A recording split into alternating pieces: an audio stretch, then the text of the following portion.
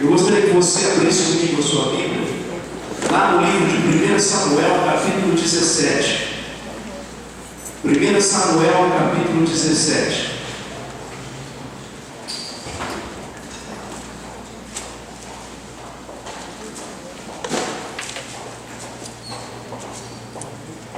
Samuel, capítulo 17, é um texto bem conhecido da igreja, é uma história que as crianças gostam bastante.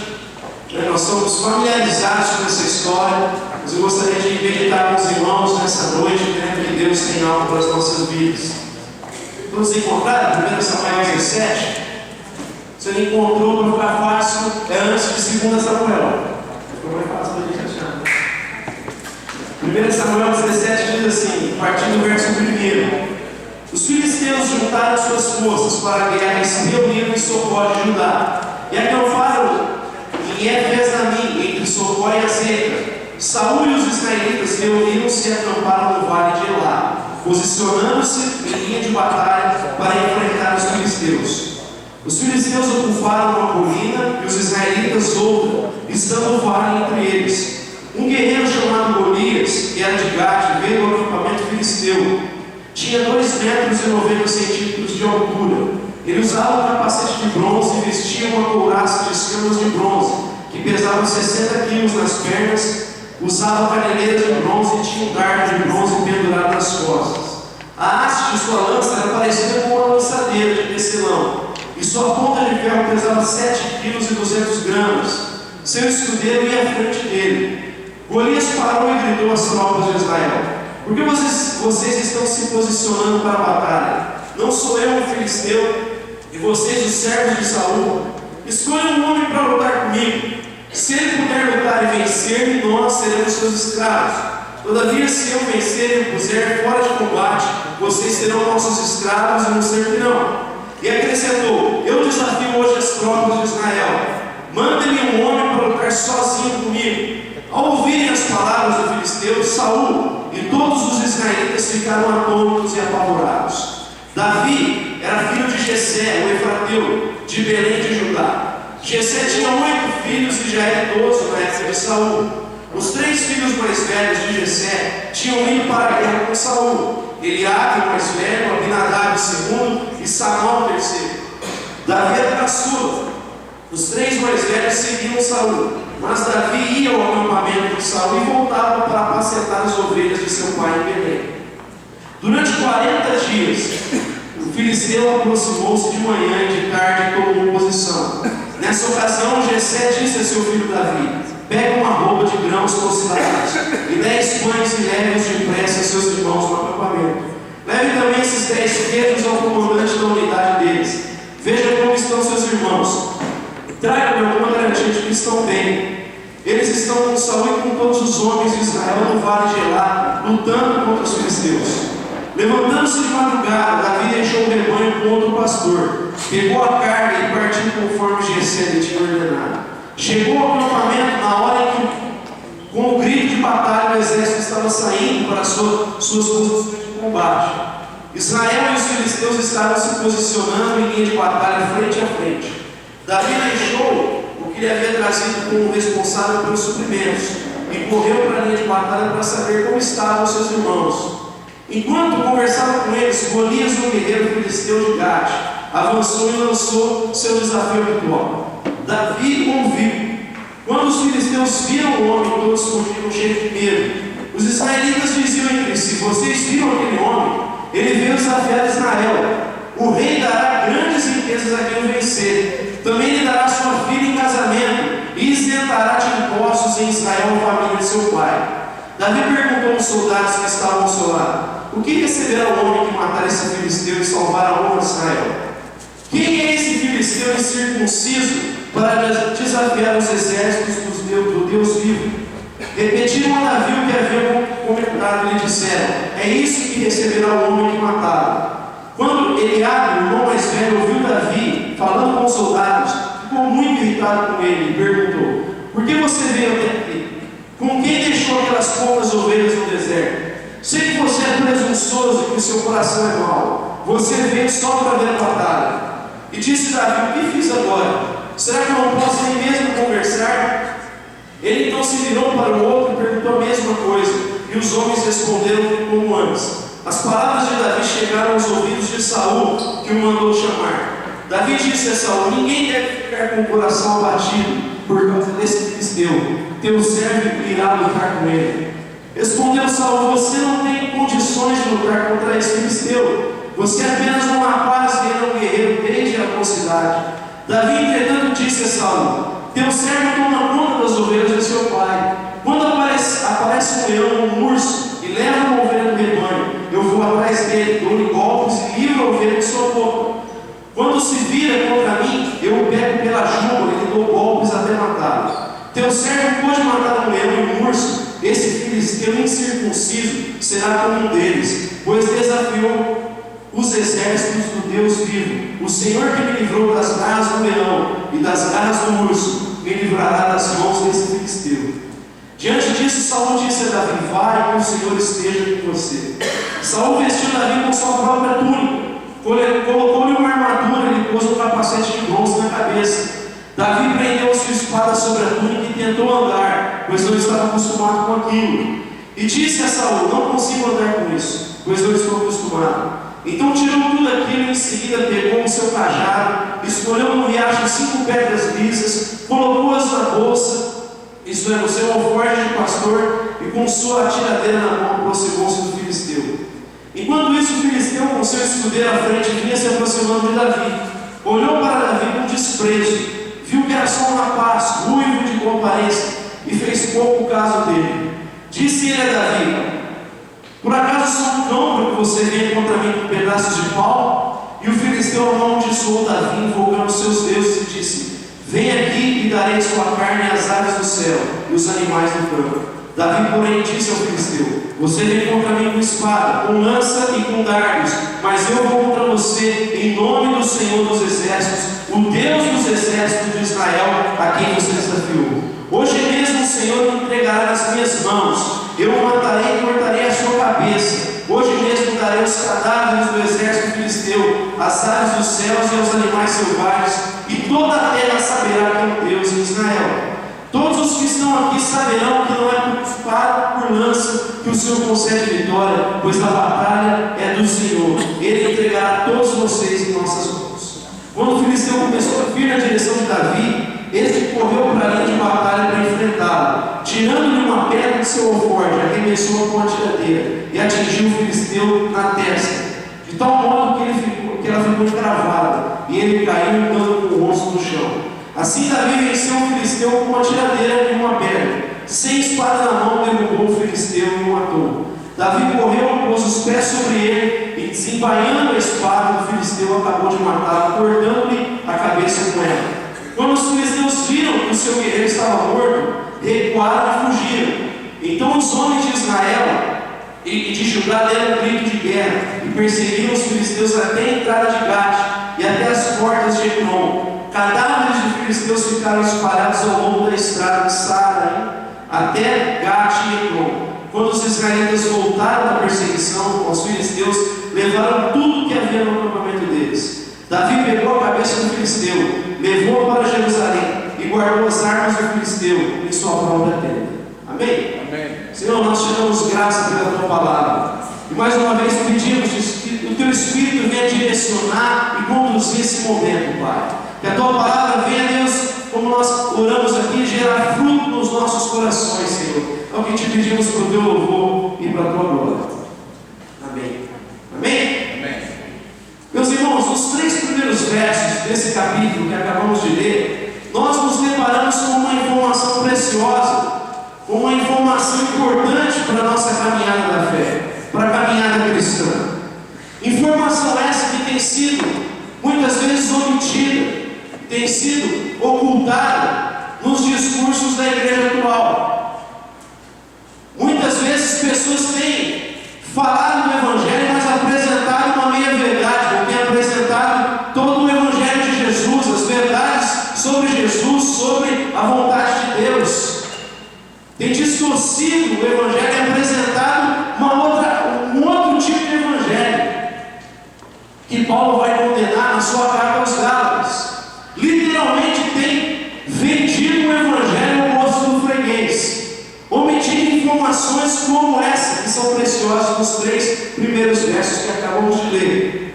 Nesses 3 primeiros versos, Samuel vai descrever uma situação de batalha entre os filhos de Deus. E nós, como cristãos, precisamos entender que a nossa caminhada nessa vida, na nossa existência aqui, ela é marcada não apenas por momentos de monte, não apenas por momentos de paz, de devoção, de tranquilidade, de águas tranquilas, como diz Davi no Salmo 23, de pastos verdejantes, mas em alguns momentos da nossa vida nós vamos passar por vários, amém? Nós vamos passar por situações de luta, de combate, como nós lemos aqui. O inimigo veio contra o povo de Israel, contra o povo de Deus, afrontar o povo de Deus, desafiando esse povo para o combate, para a luta. E quando nós olhamos para as Escrituras, isso é uma realidade na vida dos filhos de Deus. Todos nós estamos diante de um combate, de uma luta.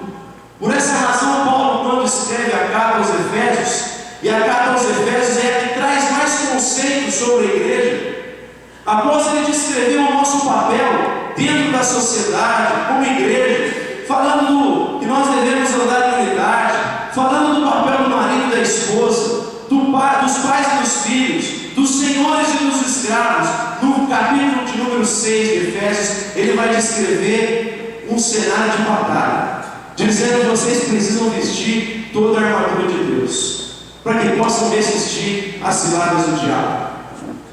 Ele pinta esse cenário de batalha, coloca o cristão nesse cenário de guerra, e diz: olha, nós como cristãos, como soldados de Cristo Jesus, estamos em combate com o inferno. Jesus mesmo vai dizer: olha, as portas do inferno não podem prevalecer contra a igreja. E quando ele diz isso, ele nos coloca em situação de combate, porque eu já disse aqui que porta é instrumento de defesa, é a igreja que avança e vai contra as portas do inferno. Então Jesus traz essa ideia também de combate contra o mal, contra as potestades malignas. Na sua última carta, seu discípulo Timóteo, ele vai falar: olha, sofre como um bom soldado de Cristo Jesus. Como bom soldado de Cristo Jesus, não se ocupe com as coisas dessa vida, antes procure agradar aquele qual escuta. Procure fazer a vontade do seu general. Então as lutas, os combates fazem parte da nossa caminhada. Por vezes nós vamos enfrentar desafios e desafios grandes, conforme nós lemos há pouco. O desafio que se apresentou para os israelitas era complexo, era difícil. E nós, vez por outra, vamos passar por situações assim. Vamos enfrentar batalhas complexas, difíceis, que humanamente falando é impossível vencer. Nós vamos nos deparar com lutas complicadas, porque isso faz parte da nossa existência enquanto filhos de Deus, como soldados de Cristo Jesus.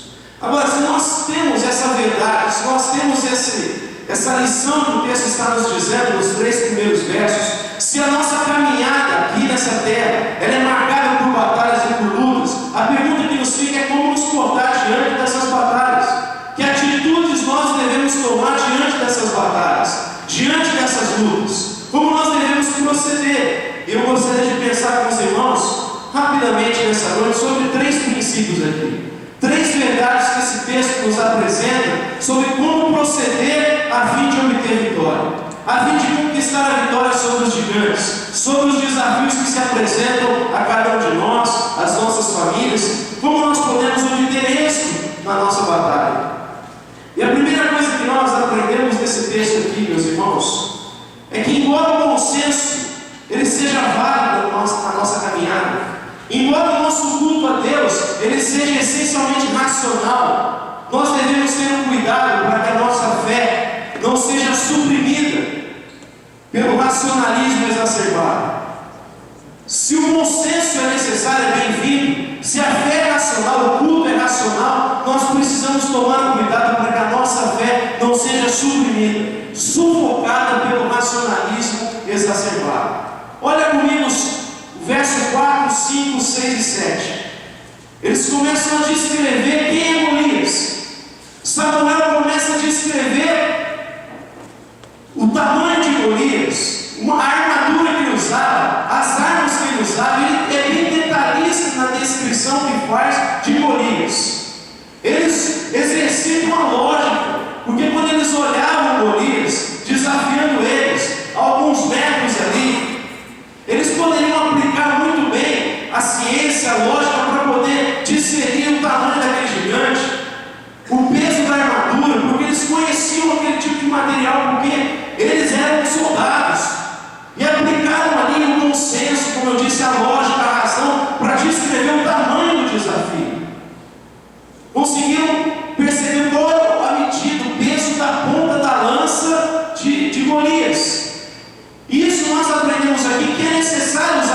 essa é a razão. Afinal de contas, ser cristão não é sinônimo de ser idiota. Nós somos racionais, amém? O nosso culto é racional. Agora, a grande denúncia, o grande problema desse texto é que, embora eles tenham usado a sua razão, a lógica, para poder mensurar o tamanho do desafio, e nós, na nossa caminhada nesse mundo, quando passamos por momentos de luta, precisamos analisar todo o contexto, todos os problemas, precisamos analisar todos os riscos. No entanto, aquele povo olhou somente para o risco. Porque no final, no verso 7, vai dizer que eles, após olharem para Golias, analisarem o tamanho do desafio, eles foram tomados de temor. O texto diz que eles ficaram atônitos, eles ficaram apavorados, porque a visão deles ficou limitada. Eles restringiram a sua visão, eles olharam apenas para o desafio, eles mensuraram pela lógica o tamanho do desafio, mas perderam a visão de quem eles serviam. Eles perderam a visão espiritual, perderam a visão de fé, porque olharam apenas para o desafio. Esqueceram-se de quem eles serviam, esqueceram-se de quem eles eram o povo de Deus, esqueceram-se que havia promessas sobre a vida deles, olharam apenas para o tamanho do desafio. E todas as vezes que nós olhamos apenas com os olhos naturais, todas as vezes que nós olhamos assim e permitimos que a razão sufoque a nossa fé, a tendência é o medo tomar conta e assim orar o nosso coração. Todas as vezes que se tira Deus dizendo que resta desespero, é medo, é temor. Como o pastor Samuel disse aqui há pouco, falando dos discípulos de Emaús, falando de Tomé, é gente incapaz de olhar com fé, capaz de ter uma visão mais abrangente, de olhar além da realidade que está à sua frente, mas de olhar para o autor e consumador da sua vida. Quando os discípulos de Emaús estavam caminhando, eles estavam com os olhos na cruz, no sofrimento, com os olhos no sepulcro, na morte, e não perceberam que quem caminhava ao lado deles era o próprio Cristo, ressurreto. Foram incapazes de reconhecer Jesus caminhando ao seu lado, porque estavam com os olhos no sepulcro, na morte. Se você se lembrar dos espias, quando eles vão ver a terra, eles voltam, falam das qualidades daquela terra, no entanto, eles falam que havia gigantes ali, havia um desafio muito grande, mas estavam tão tomados pelo medo que eles exageraram na descrição que fizeram desses gigantes. Eles se tornaram muito pequenos diante daqueles gigantes, falaram: nós somos como gafanhotos perto daqueles homens. E é fato que os caras não eram grandes desse jeito, é que o medo tinha tomado conta de tal forma do seu coração que eles aumentaram ainda mais os seus problemas. Quando nós perdemos os nossos olhos de fé, quando nós restringimos a nossa visão, quando nós permitimos que a razão sufoque a nossa fé, a tendência é permitir que o medo, que a ansiedade tome conta do nosso coração.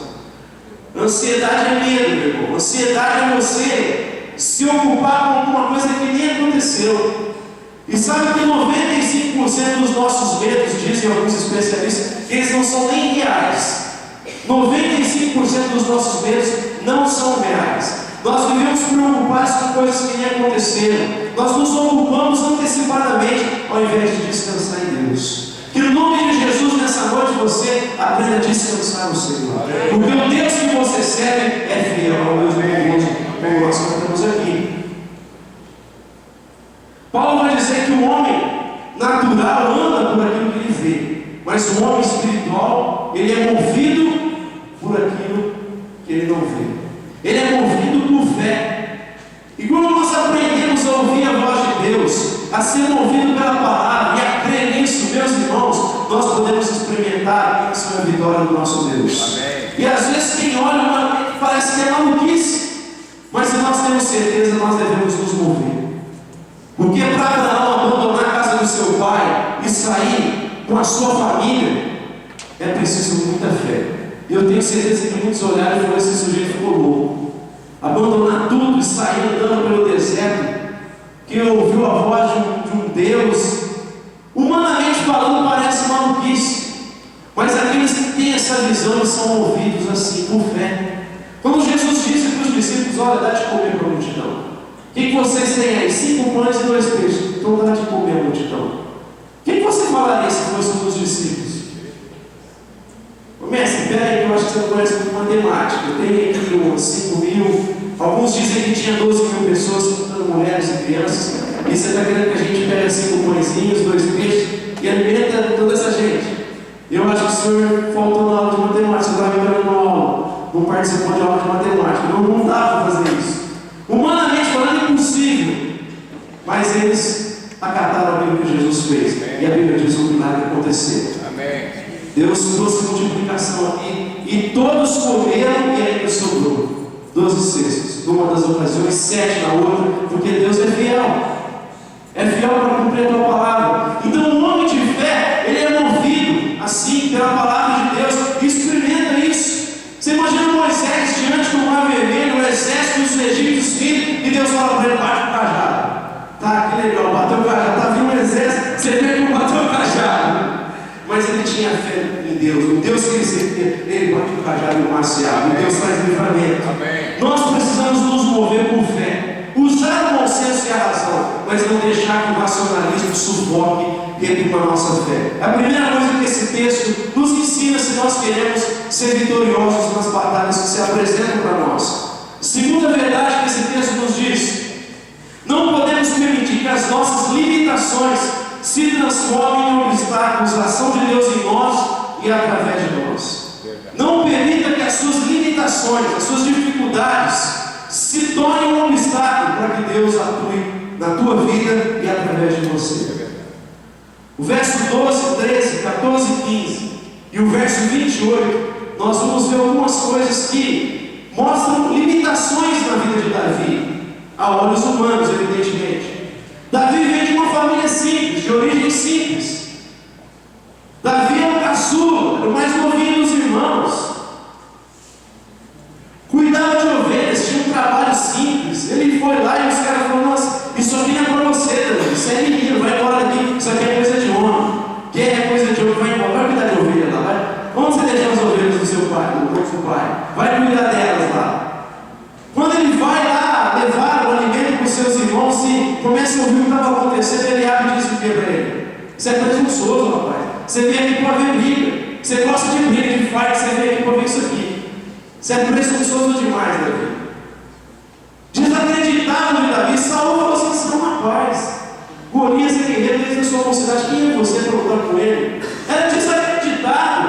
Havia limitações para Davi. Ele não era soldado, ele era pastor de ovelhas. Ele era de origem simples. Ele era o menor dos irmãos. Era desacreditado por todos os soldados, pela sua própria família. Quando ele foi ser escolhido, o rei de Israel, ungido no capítulo anterior, Samuel olha e fala: olha, deve ser árabe, deve ser o outro. E Deus fala assim: você está vendo a aparência, porque o homem se vê, mas eu vejo o coração. Amém. E nem Jessé lembrou de Davi. Tem um novo lá que cuida de ovelha. Tinha esquecido do próprio filho. Tem muita gente que se agarra nessas limitações e vai postergando a ação de Deus, o serviço a Deus, pensando: olha, quando eu tiver mais capacidade, quando eu aprender mais, quando eu crescer mais, aí eu vou fazer, aí eu vou ser usado por Deus. Meu irmão começa a ser usado hoje por Deus, porque isso aí não é empecilho para que Deus haja na tua vida. E para fortalecer essa verdade, eu gostaria de lembrar você que Deus geralmente se manifesta através de gente simples. Amém? Deus geralmente se manifesta através de pessoas simples. Mateus capítulo 11, Jesus faz uma oração linda, dizendo: olha, Pai, eu te louvo e te agradeço, porque o Senhor escondeu essas coisas, os mistérios do reino de Deus.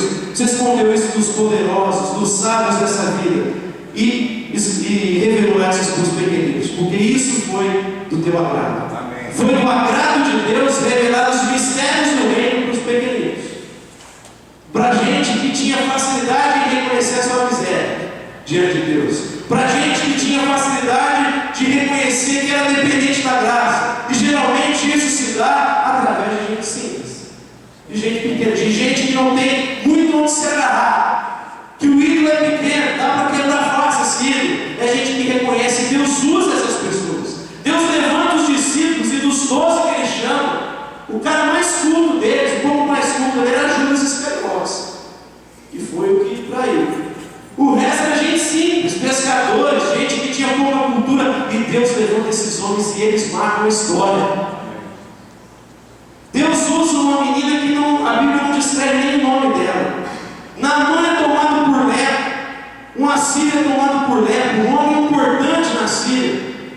E Deus levanta uma menina escrava israelita e fala: olha, tem um profeta em Israel, e se você procurá-lo, pode ter certeza que você vai ser curado. Há profeta em Israel. Amém. A Bíblia não menciona o nome dela, mas usa ela. Deus geralmente se manifesta através de gente simples. É por isso que Paulo vai dizer aos Coríntios: Deus escolhe as coisas loucas desse mundo para confundir os sábios. Ele levanta aqueles que a olhos humanos nada são, para confundir aqueles que pensam que são, mas que diante de Deus não são coisa alguma. É verdade. Amém? Amém, Deus faz isso, meus irmãos. Então as nossas limitações, as nossas dificuldades não são empecilhos para Deus agir. O que nós precisamos nos nossos dias é aprender a depender do nosso Pai. Amém. Depender de Deus. Jesus várias vezes nos desafia a depender de Deus. Descanse em Deus. Descanse em Deus. Se vocês estão servindo a Deus, Ele diz: olha, descanse. Se você está servindo de fato a Deus, se você prioriza o seu reino, descansa, porque aquele que cuida da ave, aquele que alimenta a ave, veste o vinho e vai cuidar de você. Amém. Aleluia. Descansa no coração, porque Deus é bom e vai cuidar de vocês. Amém. Busca o seu reino e as demais coisas, todas essas coisas que é necessário, Ele vai acrescentar na tua vida. Descansa em Deus, confia em Deus, dependa do poder de Deus. Amém? Amém. Pedro é interessante porque um homem simples é colocado como líder da igreja de Jerusalém.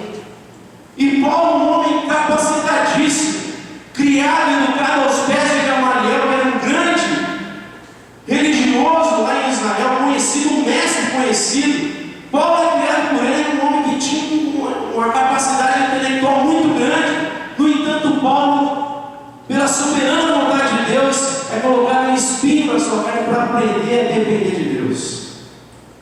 Ele diz: um mensageiro de Satanás que vem esbofetear, para eu aprender que a graça de Deus é suficiente na minha vida, para eu não tornar meu coração presunçoso e orgulhoso, mas descansar e confiar sempre na graça de Deus. Ele vai dizer: porque quando eu sou fraco, aí é que eu sou forte, porque o poder de Deus se aperfeiçoa na minha fraqueza. Segundo a verdade, as limitações não são empecilhos à vontade de Deus, à manifestação de Deus. Ele se manifesta através de gente simples que depende do teu poder. E por fim, o último princípio que esse texto nos ensina é que, embora Deus use pessoas simples, nós precisamos aprender com Davi a cultivar virtudes de um bom soldado no reino de Deus. Amém? Cultive as virtudes de um bom soldado no reino de Deus. Quais virtudes são essas que esse texto nos apresenta?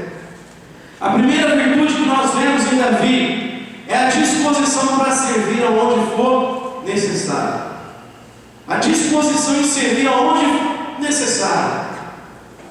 Na casa do seu pai, ele cuidava das ovelhas e fazia isso com zelo. E era um excelente pastor. Encarava o leão, encarava o urso para poder salvar uma ovelha.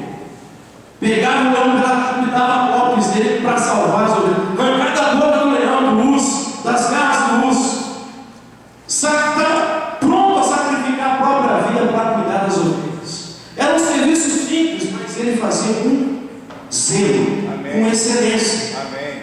Quando seu pai pede para ele levar alimento, a refeição dos seus irmãos, ele vai sem murmurar, ele vai de bom coração levar o alimento para os seus irmãos. Não estava preocupado com aquilo que pedia, ele estava sempre disposto a servir. Nós precisamos aprender a estarmos dispostos a fazer aquilo que Deus nos pede.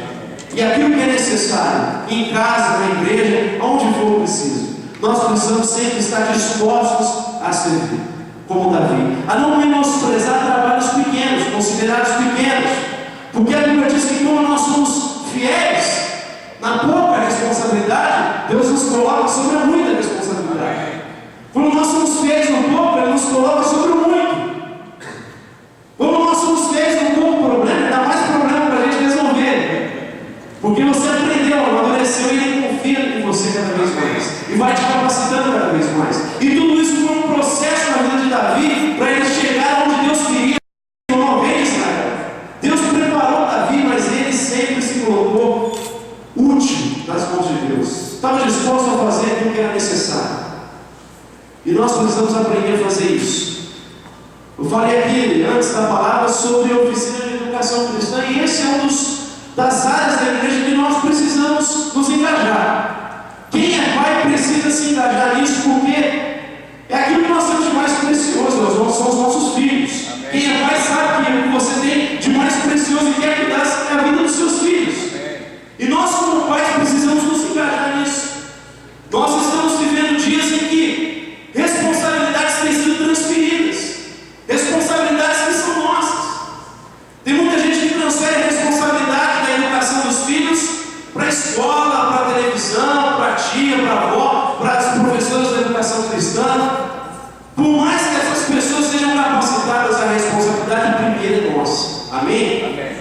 Eu disse aqui de manhã que Davi é um bom exemplo de uma pessoa que transferiu a responsabilidade dos seus filhos. E um exemplo trágico na Bíblia vai falar sobre um dos seus filhos chamado Absalão. Não sei se você conhece a história de Absalão. Davi, ele gera, quando Absalão nasce, parece que ele tem expectativas em relação à vida do seu filho. E Absalão bem poderia ser o sucessor de Davi, porque a Bíblia diz que Absalão era o homem mais bonito de Israel, era um homem de boa aparência. A palavra Absalão significa pai da paz. Quem sabe Davi estava planejando que ele fosse um rei próspero, que a paz reinasse durante o seu reinado. Mas, no entanto, houve uma ocasião de tragédia na família de Davi, e aquilo machucou muito o coração de Absalão, mas em todo o tempo você vai ver que Davi vai transferindo a responsabilidade do seu filho para os outros. Há um momento em que Absalão se revolta contra o seu pai. Davi tinha transferido a responsabilidade dele para o seu comandante, para o seu sogro, foi transferindo a responsabilidade até chegar e culminar numa tragédia. E Absalão, numa ocasião em que se rebela contra o pai, começa uma guerra e Absalão é morto por um dos generais de Davi. Já está cansado, revoltado com Absalão na fuga, seus caminhos ficam presos entre as árvores e os arbustos, ele chega, vê Absalão preso, então enfia uma lança nele e extermina Absalão. Porque um pai não foi capaz de olhar para a vida do seu filho e assumir a responsabilidade que era dele. Nós precisamos estar atentos nos nossos dias. Nós estamos vivendo dias muito complexos e nós precisamos aprender a assumir a responsabilidade que é nossa. Amém? Amém. Segunda coisa que nós aprendemos, segunda virtude de Davi, é a submissão à voz de comando. O pai de Davi dava uma ordem, falava: olha, vai cuidar das ovelhas, vai levar isso para os seus irmãos. Ele sempre fez isso de bom coração. Quando Saul estava sobre a vida de Davi, ele sempre foi submisso a Saul. Mas ele só era submisso a esse, porque antes era submisso ao próprio Deus. E no ambiente de batalha, um soldado precisa aprender a ouvir a voz de comando do general. Precisa estar atento à voz de comando do general. Aquele que está à frente, aquele que tem estratégia, aquele que tem mais experiência, aquele que tem uma visão diferenciada. Nós precisamos estar atentos à voz de Cristo Jesus. Amém. Sermos submissos à voz de comando. Terceira virtude: esteja antenado ao que está acontecendo na realidade onde você está inserido. Esteja antenado, esteja atento ao que está acontecendo. Davi chega daquele lugar de batalha, ouve o gigante afrontando o Senhor, afrontando o exército de Israel, e fala: o que esse cara está falando aí? O que esse sujeito está falando? O que esse incircunciso está falando? Quem é ele para afrontar o Senhor dos exércitos? Aí ele ouve que Saul ofereceu a mão da sua filha, riqueza. Ele fala: o que aconteceu? O que Saul fez? Ele se entera do que estava acontecendo. E ele não era nem soldado. Mesmo assim, ele se entera do que está acontecendo. Ele interage com a realidade.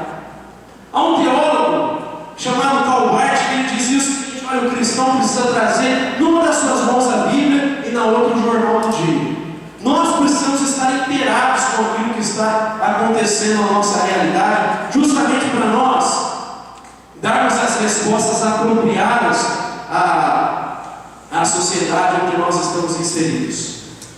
Quarta virtude de Davi, de um bom soldado do reino de Deus: seja inconformado diante da tentativa de vitória do mal.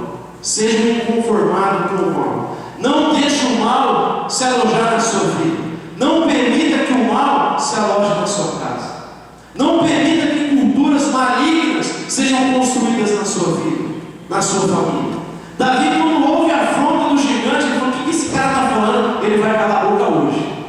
40 dias ele está desafiando aqui, hoje esse cara vai ficar quieto. Hoje ele vai ver que existe um Deus Todo-Poderoso. Hoje ele vai conhecer e vai reconhecer que é um Deus glorioso. Hoje Deus vai trazer vitória e isso vai acabar agora. Naquele dia afronta, naquele dia o temor no coração dos filisteus acabou, porque um homem estava capaz de dar um basta naquilo. Não se conformou com aquilo que ele ouviu. Ele ficou indignado com aquilo que ele ouviu. Quem é esse sujeito para afrontar o Senhor dos Exércitos? Hoje isso tem fim. Acabou isso agora, o Senhor vai trazer vitória através de nós. Amém. Seja inconformado, como eu disse, não permita que essas coisas, que as afrontas do inimigo, não permita que o temor, que o medo se aloje no teu coração e na vida da tua família, que culturas malignas ganhem espaço ali. Dá um basta nisso no nome de Jesus. Seja disciplinado, aprenda com as experiências do passado. Nós vemos isso em Davi. Quando Saulo fala assim: você é um menino, ele é um guerreiro desde a sua mocidade. Davi diz o que para ele? Eu pastorei as ovelhas do meu pai, e quando veio um urso, eu fui lá e venci o urso. Quando veio um leão, eu fui lá e venci o leão. O mesmo Deus que me livrou do urso e do leão vai trazer vitória diante desse gigante. Amém. Ele traz uma experiência da sua vida para o presente, para poder ser mais que vencedor. Ele se agarra nessa experiência dele, e nós, como discípulos de Jesus, com certeza você tem N experiências com Deus. Eu creio que você sabe de onde Deus te tirou um dia, do que Ele fez na tua família, na tua casa, na tua vida. Eu tenho certeza que você já viu experiências tremendas com Deus. Meu irmão, se agarra nisso. Amém. Que isso traga encorajamento para a tua vida para enfrentar as novas batalhas que se apresentam diante de você. Porque, como Davi disse, o Deus que livrou ele do urso do leão vai livrar do gigante, vai te livrar de qualquer tipo de gigante que se apresenta diante de você. Vai trazer vitória no nome de Jesus. Aprenda com o profeta Jeremias. Eu quero trazer à memória aquilo que me dá esperança. Se agarra nisso. Se agarra naquilo que Deus fez. Você deve ter, com certeza, uma história com Deus. Se agarra nessa história. Porque o mesmo Deus de ontem, o Deus de hoje será para sempre. Amém. O mesmo Deus que atuou na tua vida no passado vai atuar no presente e continuar atuando no futuro. Amém. Aquele que começou a boa obra na tua vida vai terminar. Aleluia. Por fim, última virtude: seja fiel à sua identidade em Deus. Seja fiel à sua identidade.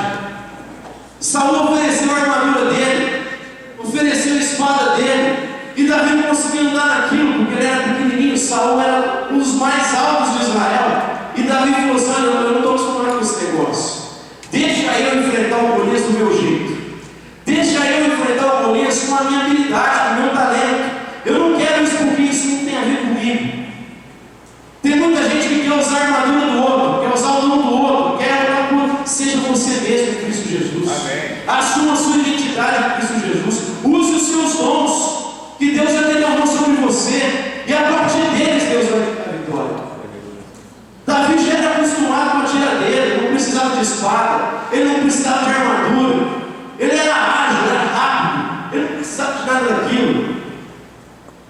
A tiradeira já era costume em Israel. Eu gostaria que você abrisse para ver isso comigo lá em Juízes, no capítulo 20. Só esse texto que eu gostaria que você lesse. Juízes, capítulo 20. Verso de número 16, diz assim: dentre todos esses soldados, havia 700 canhotos muito hábeis, e cada um deles podia tirar uma funda, uma pedra, num cabelo sem errar. Tamanha precisão daqueles soldados. Conseguiam acertar uma pedra, lançando uma tiradeira, acertava um fio de cabelo. Ó, antes de Davi. Quando chega em Davi, a tiradeira já era igual que alguém como molecada hoje, já era tudo viciado. Davi já era viciado naquilo lá, já era fera naquilo lá. Hoje você vai ver os meninos brincando no celular com joguinhos para mostrar como é viciado. Aquilo era videogame da molecada, tiradeira. E Davi era hábil naquele negócio. Ele falou: então, deixa eu enfrentar o cara do meu jeito. Deixa eu pegar a tiradeira. Ele vai lá, pega 5 pedrinhas lisas e fala: eu vou acertar e vou vencer esse cara. Pega 5 pedrinhas, porque olha, daqui até lá dá para dar 5 pedradas. Se eu errar 5, aí eu tenho que correr. Ele vai, mas a Bíblia diz que na primeira ele acerta até gigante, para ficar caracterizado que quem estava trazendo a vitória era o próprio Deus. E como disse Davi, a batalha pertence ao Senhor, ao nosso Deus. Ele aprendeu a lutar com as armas espirituais. Nós precisamos aprender a assumir as armas que a Bíblia nos orienta. As nossas armas, Paulo diz, elas não são humanas, mas são poderosas para destruir fortalezas. A arma do cristão, segundo Efésios 6, é se agarrar à verdade de Deus. Se agarrar à verdade de Deus, conhecer a palavra. Essa é a nossa espada. A nossa arma é a oração, é dobrar o joelho e orar e clamar. Porque o nosso inimigo, a Bíblia diz, não é sangue, não é carne, mas principados e potestades. A nossa arma é evangelização, é o evangelho da paz, é anunciar o evangelho da paz.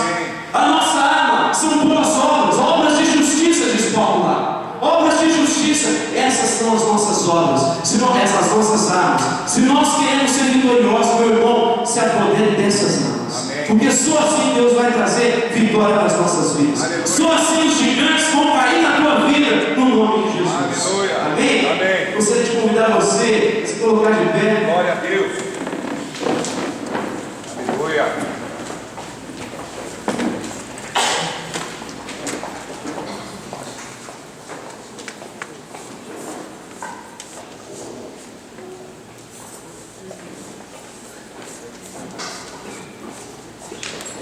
E um último fator aqui que eu deixei para o final, porque um bom soldado de Cristo Jesus é alguém que assume a responsabilidade. E Davi, como eu disse aqui, há 40 dias o desafio estava sendo lançado. Há 40 dias o medo tomava conta do coração dos israelitas. Há 40 dias eles estavam incapazes de ir contra o inimigo. Estavam congelados, estavam paralisados, porque o medo tinha tomado conta do seu coração. E precisou de um jovem, de um pastor, para dizer: esse gigante vai cair hoje. Amém. Deixa que eu vou enfrentar ele. Porque a batalha não é minha, a batalha é do Senhor.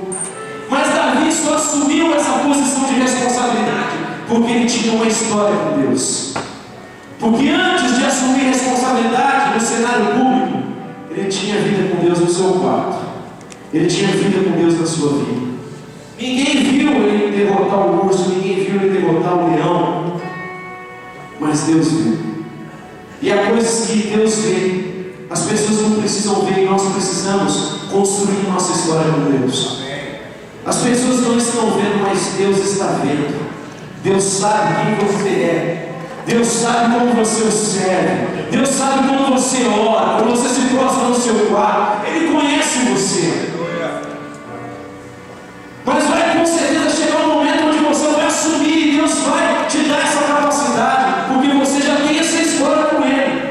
Ele vai te levantar. Obrigado, Deus. Para trazer vitória no teu trabalho, para trazer vitória na igreja, na sociedade. Ele vai te usar. Mas é necessário construir essa história e assumir a nossa responsabilidade como um bom soldado de Cristo Jesus. E nessa noite o meu convite para você é assumir isso. Fala: Senhor, eis-me aqui. Eu quero ser a tua resposta para o mundo. Eu quero ser a tua resposta para a minha família. Eu quero ser a tua resposta para os males, para os gigantes. E eu sei que isso há de me capacitar para trazer vitórias. Feche os teus olhos, no nome de Jesus.